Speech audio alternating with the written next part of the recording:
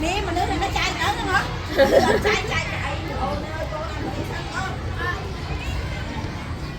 đây nó thiệt nó chua.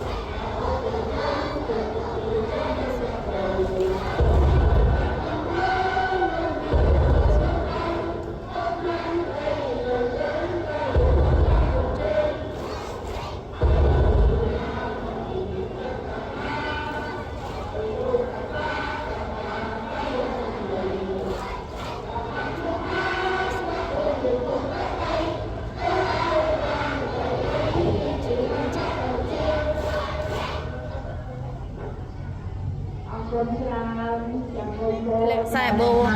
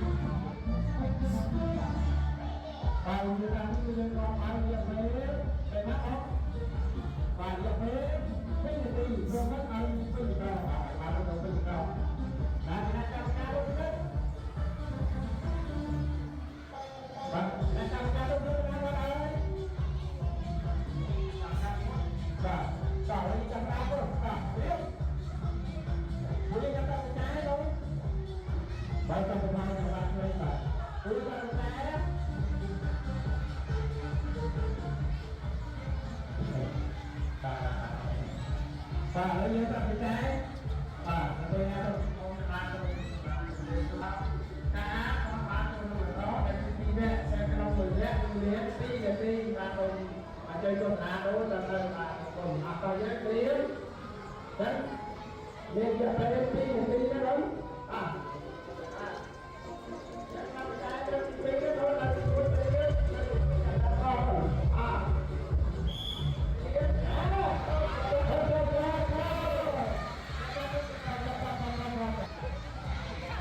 thì nó thì tuy là còn nghe nữa thì bố trí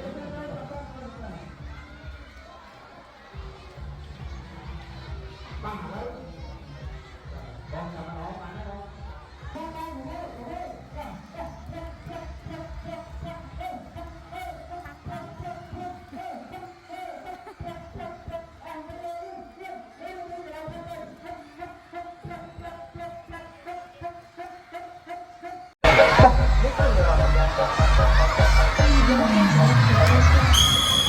Mau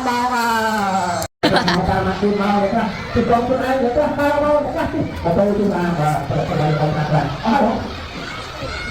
Oh đây, kasih. Pak, apa? Apa yang kamu hai tu? Hai tu. Kamu mau apa? Mama. Oh benar tu benar. Betul betul. Betul. Oh betul betul. Pak. Tak. Mau dia tu. Oke, siap. Rian. Các bạn. Vâng, cảm ơn chúng tôi sẽ bảo với các bạn về bạn. Từ lá từ Phan Tý, từ lá từ Đức Đông, từ lá từ một cái thời toàn thực hiện. Học nhân lên tận nên không nên được. Rồi, Rian. Lấy các bạn đã mặc quần áo. 4, 4, thôi. Ơi, đã cơ.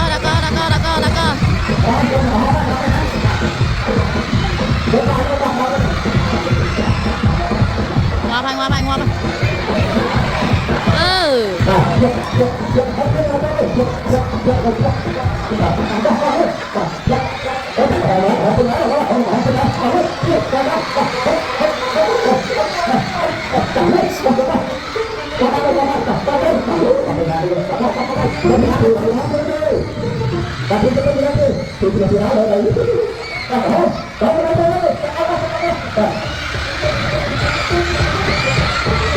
Begitu kita menjadi dalam para isi yang baik. Pakai terang lah ni.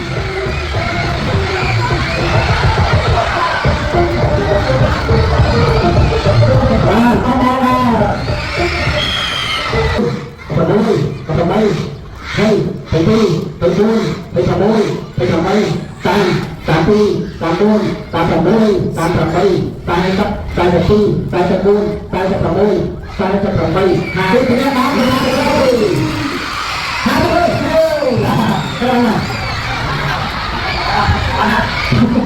nhưng mà không thì là không có được.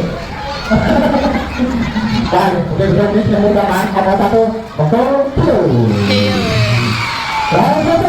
và cho hết thân và thân của đức hôm nay đó không kia hai và